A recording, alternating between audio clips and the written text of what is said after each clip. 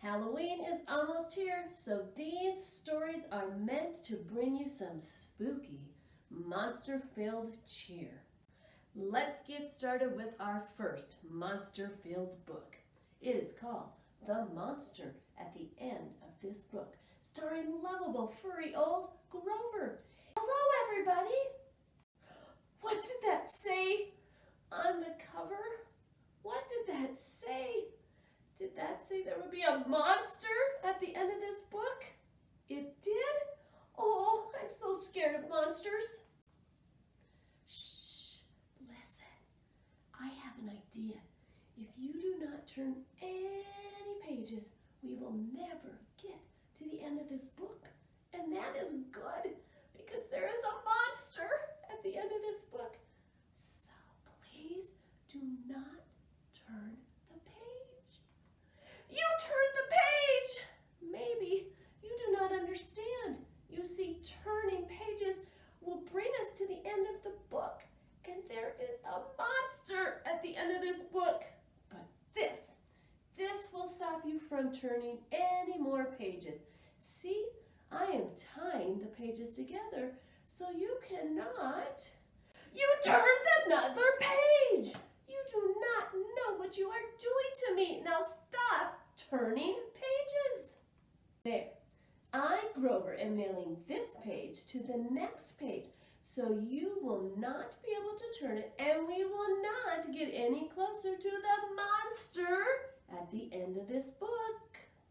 All right, all right, all right. Do you know that every time you turn another page, you not only bring us closer to the monster at the end of this book, but you make a terrible mess. This will stop you from turning pages. A heavy, thick, solid, strong brick wall.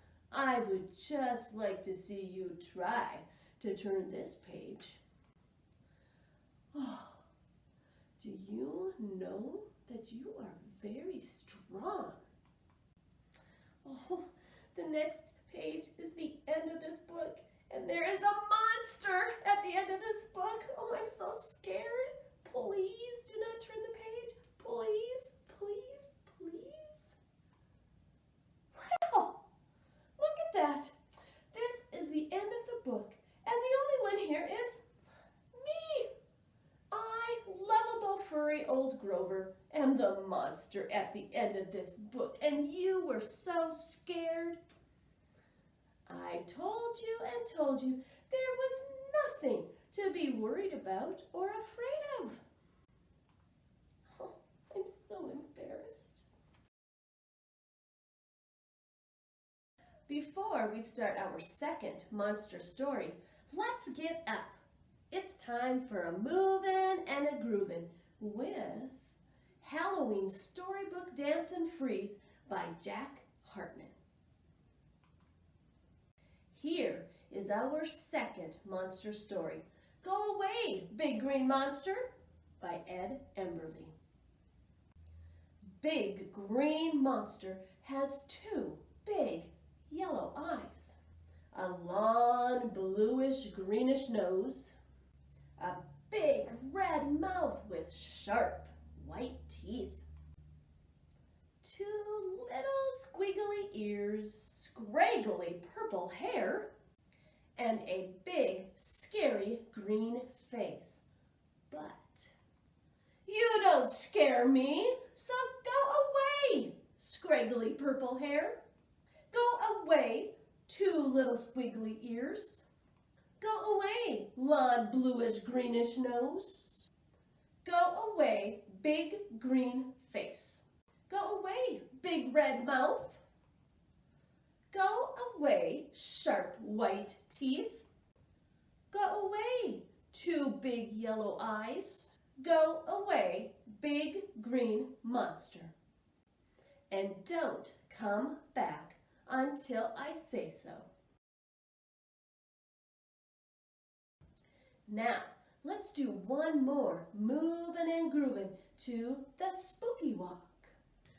The Ghost Eye Tree by Bill Martin Jr. and John Archibald. The illustrator is Ted Rand.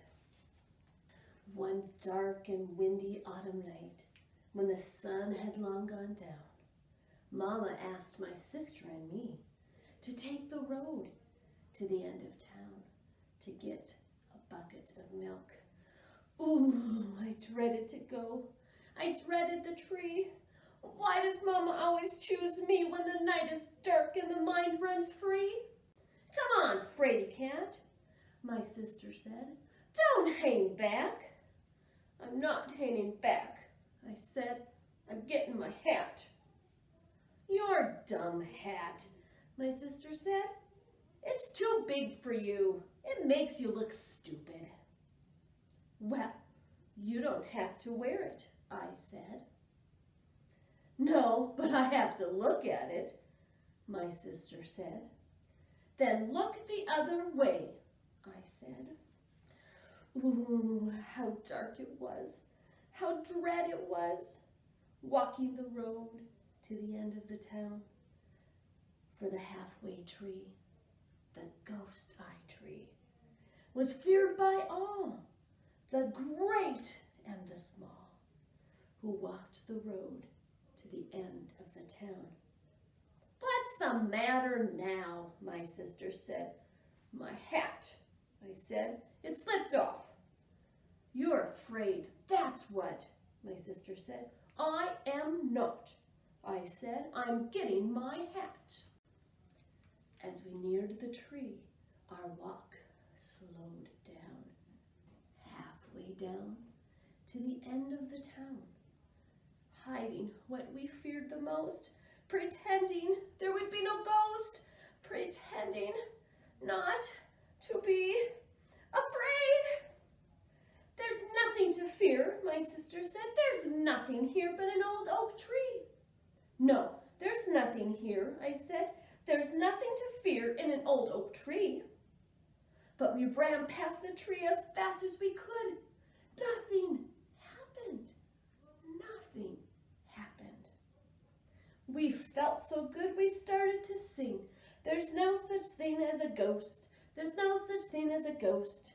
It's only a dream, my sister said. It's only a folly inside your head. There's nothing to dread in an old oak tree. I pulled down my hat to look over one eye, to look tough, like Mike Barber in the movies. I'm tough, I said to myself, real tough. What? My sister said. I didn't say anything. I said, you did too, my sister said. You were muttering to yourself. I was not, I said. Then push up your hat, my sister said. You look stupid. Oh, how glad we were, how free to be, walking the road to the end of the town for the halfway tree, the ghost eye tree. My sister and I had passed it by, and the road led down to the end of the town where we got the bucket of milk. That's a fine hat you got, said Mr. Callender, the milkman. I smiled. 'Twould make a good milk bucket, said Mr. Callender. My sister laughed. I didn't. Nobody's going to put milk in my hat, I said to myself. What? Said Mr. Callender. I didn't say anything, I said. Yes, you did, my sister said. You were muttering again. Mr. Callender, that hat makes him crazy. It's a crazy hat. Well, come on, I said. Help me carry the milk. First, I carried, then my sister carried, walking home from the end of the town. We couldn't walk fast. The milk slowed us down, walking home from the end of town. Ooh, how dark.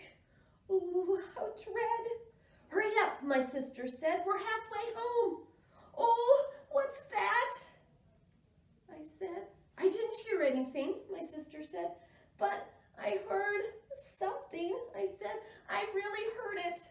Let's go back to Mr. Callender's.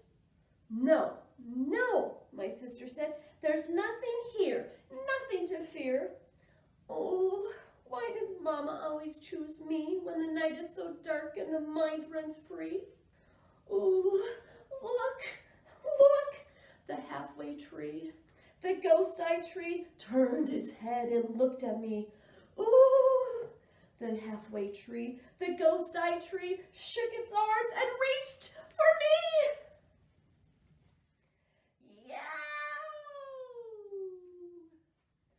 Oh, oh, we ran, my sister and I. Oh, how we ran.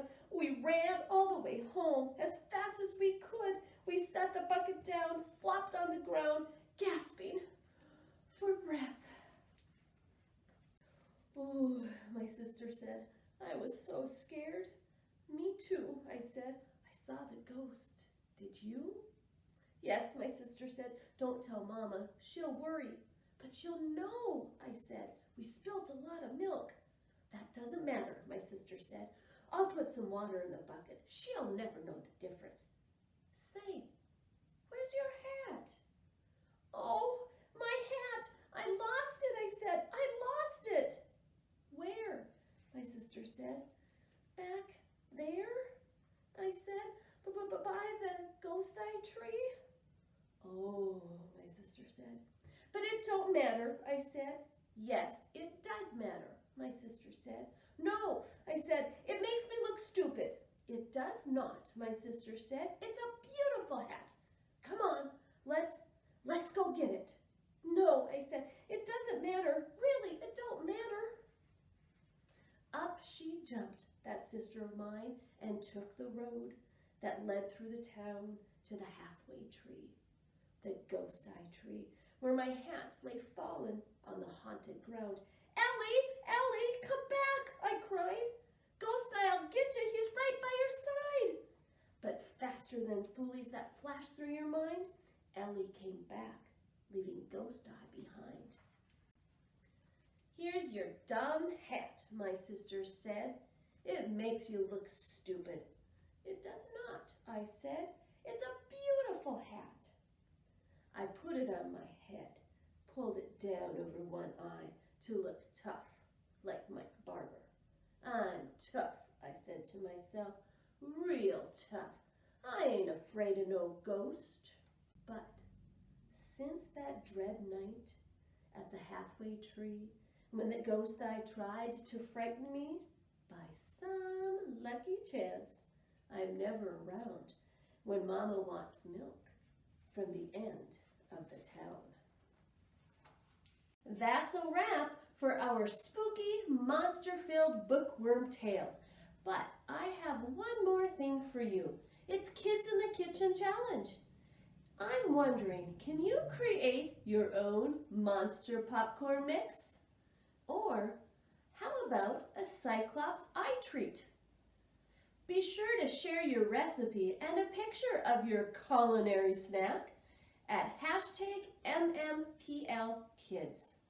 Thank you, and see you in November.